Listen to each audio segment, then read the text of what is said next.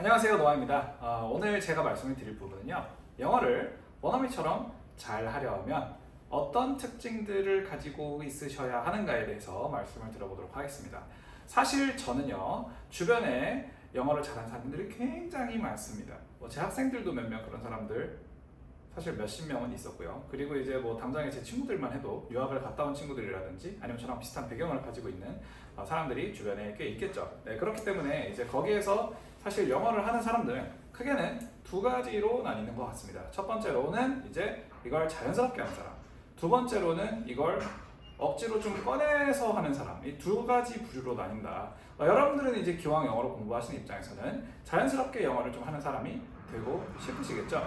그렇기 때문에 이걸 가지고 너무나도 이렇게 자연스럽게 마치 이제 내 것처럼 이렇게 꺼내서 할 수 있는 이런 사람들의 특징, 이걸 알면 여러분들도 어느 정도는 좀 비슷하게라도 할 수 있지 않을까, 이런 생각을 저는 좀 하게 됩니다. 그래서 오늘은 그 주변의 사람들의 특징이 어떤 것들이 있나에 대해서 한번 말씀을 드려보도록 하겠습니다. 자, 우선 제일 첫 번째로 말씀을 드려야 될 부분은 바로 문화를 좋아한다입니다. 뭐라고요? 문화를 좋아한다. 여러분들, 영어를 우리나라 사람들은 보통 공부해야 될 대상이라고 생각을 합니다. 그리고 전혀 틀린 말은 아닙니다. 하지만 이게 우리가 공부를 하는 영어랑 우리가 이걸 접했을 때 재미있는 영어, 우리가 하고 싶은 영어랑은 또 다르단 말이죠. 제가 주변에 이렇게 지인들이나 아니면 제 주변에 있는 사람들이 영어를 정말 잘하는, 천연스럽게 자연스럽게 꺼내는 사람들을 보니까 대체로 문화의 어떤 한 세그먼트를 좋아하더라 이겁니다. 아니면 문화 전체를 좋아할 수도 있고요. 예를 들어서 이제 운동을 좋아하면 UFC라든지 NBA라든지 아니면 NFL이라든지 아니면은 Major League Baseball이라든지 이런 것들, 아니면 이제 음악을 좋아한다 그러면은 힙합을 좋아하면은 카니에 웨스트라든지 리아나라든지 위켄드라든지 이제 팝송을 좋아한다 그러면 저스틴 비버라든지 테일러 스위프트라든지 이런 식으로 좋아하는 사람들, 아니면은 좋아하는 어떤 문화의 한 부분을 가지고 잡고 이걸로 이제 영어랑 연결이 되어 있는 거죠. 그리고 우리가 이제 이걸 가지고 좋아하게 되면 이 영어를 어떻게 생각을 하게 되죠? 지금 이 재밌는 영어로 이제 나의 이 즐거움을 가져다 주는 것에 대한 도구로 이제 생각을 하게 된단 말이죠.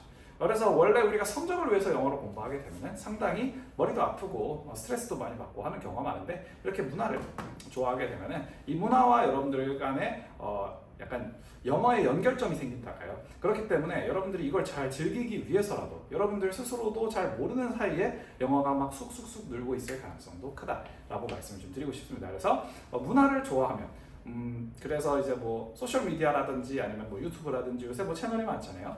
그래서 여러분들이 흥미 있는 게 어떤 영역인지를 한번 잘 생각을 해보시고 그것들을 가지고 이제 미국에 있는 것들을 중점적으로 한번 살펴보시면 좋을 것 같습니다. 왜냐하면 아무래도 이제 외국인 입장에서 즐기기에 가장 좀 오픈되어 있는 문화가 제 생각에는 미국 문화가 아닌가 싶어요. 영국도 물론 있겠죠. 그리고 영어를 쓰는 다른 나라도 수두룩하게 많습니다만, 어쨌든 이제 제일 공개되어 있고 가장 이제 인지도가 있는 것들이 아무래도 미국 물건들이다 보니까, 아니면 미국의 문화 컨텐츠다 보니까 이제 그걸 제가 미국 거라고 말씀드린 것 같아요. 자, 그래서 문화를 좋아하면 좀 어떨까? 하다못해 좋아하는 영화라도 이제 그 대사라도 계속 따라해 보시면 여러분들이 좀 좋지 않을까 싶습니다. 사실 또 하나가 더 말씀을 드리고 싶은 게, 이제 이 영어든 어떤 언어든 이제 잘하시려면 뭐가 필요하냐면 노출이 많이 돼야 된단 말이죠. 근데 이제 이런 문화 컨텐츠를 접하는 거는 자연스럽게 노출이 되는 거란 말이죠. 막말로 이제 굳이 미국 영화를 보는데 우리나라 사람들이 더빙한 걸로 굳이 보려고 한다? 잘 그렇게 안 보잖아요. 그죠? 그래서 애초에 여러분들이 이 노출 자체가 이 문화 컨텐츠는 여러분들이 많이 접하려고 하실 거 아니에요. 여러분들 미드업 한번 보시면 이제 쭉 보시잖아요. 끝까지 보시잖아요. 그죠? 네, 그런 느낌으로 이제 생각을 해주시면 되겠다. 아시겠죠? 자, 두 번째 마인드 말씀을 드려보도록 하겠습니다. 두 번째는 어떤 거냐? 바로 오픈 마인드입니다. 오픈을 좀 잘못 썼네요. 오픈 마인드. 뭐라고요? 오픈 마인드. 쉽게 말하면은 열린 마음으로 이제 언어를 받아들여야 된다는 거예요. 여러분, 예를 들어서 이런 겁니다. 제가 미국을 처음 갔을 때요. 미국을 갔을 때 친구들이 이제 저를 딱 보더니 이런 말을 많이 하는 거예요. What's up? What's up? 이런 말을 많이 했단 말이죠. 근데 What's up을 여러분 생각해보면은 이제 이게 처음 딱 들었을 때는 위에 뭐가 있나? 이랬단 말이에요. 이게 근데 뜻은 뭐죠? 뭐 해? 아니면은 뭐 잘 지내? 뭐 약간 이런 느낌으로 생각을 할 수가 있는데 근데 그거를 미국 친구들이 저한테 설명을 해줬어도 제가 잘 이해가 안 됐어요. 왜냐면 제가 대치동에서 학원 다니면서 배웠던 건 영어는 그런 영어가 아니었거든. 그래서 이제 왓츠업이라는 걸 딱 들었을 때 뭐 위에만 계속 쳐다보고 이게 무슨 말이지? 그래서 그 친구들이 저한테 그런 말을 할 때마다 너무나도 헷갈렸던 기억이 있습니다. 좀 저한테는 하나의 스트레스였는데요. 근데 이제 이걸 생각을 다시 해보면은 제가 그걸 가지고 굳이 그렇게 생각할 필요가 있었을까요?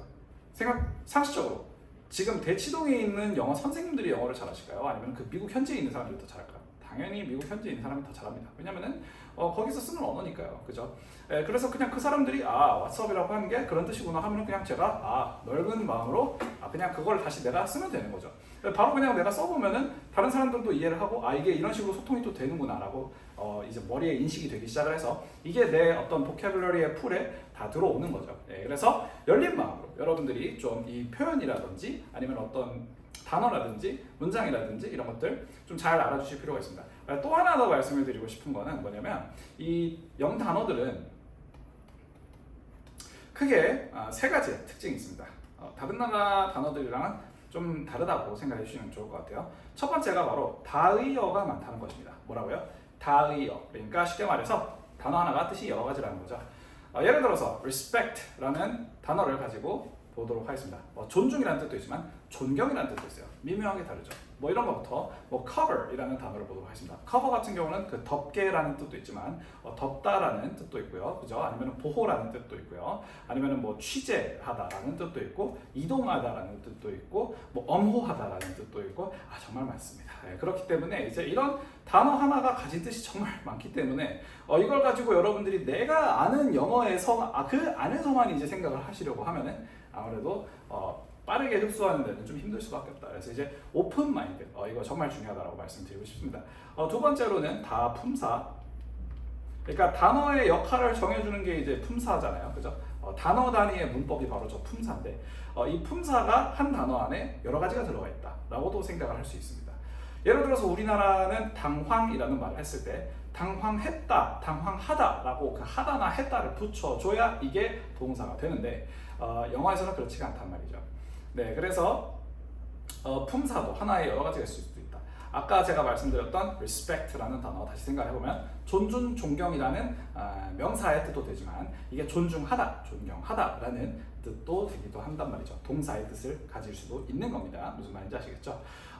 그리고 세 번째로는 다문맥이 있다.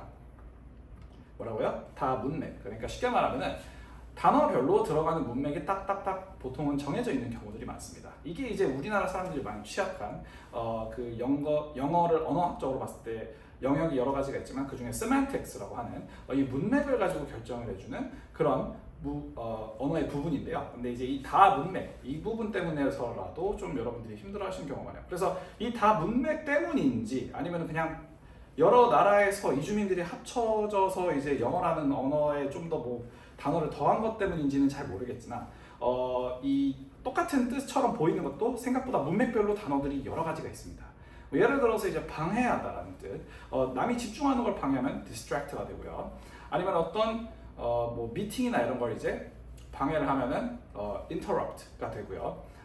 아니면은 이제 어디로 가려고 하는 거를 막다 이러면 intercept 이런 식으로 됩니다. 그래서 이제 이게 방해하다라는 것도 이렇게 다 다른 것처럼 이 단어가 한글로 번역이 똑같이 되는 것도 쓰이는 문맥이 다 다르고 이런 문맥별로 단어들을 또 받아들여 주실 필요가 있고 그렇다는 거죠. 그래서 이제 이 세 가지 단어의 특징 이런 것부터 일단은 오픈되어 있으셔야 돼요. 그리고 이제 똑같은 말을 가지고 표현하는 방식도 정말 많습니다. 정말 다양해요.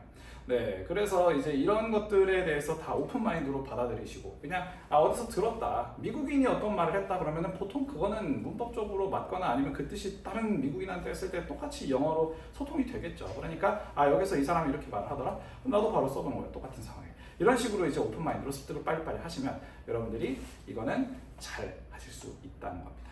아시겠죠? 자, 세 번째로 말씀을 드리고 싶은 건 바로 자신감입니다. 뭐라고요? 자신감. 이거는 이제 사실 제가 되게 좋아하는 말인데요. 이런 말이 있습니다. Believe in yourself. 자신을 믿어라라는 말이죠.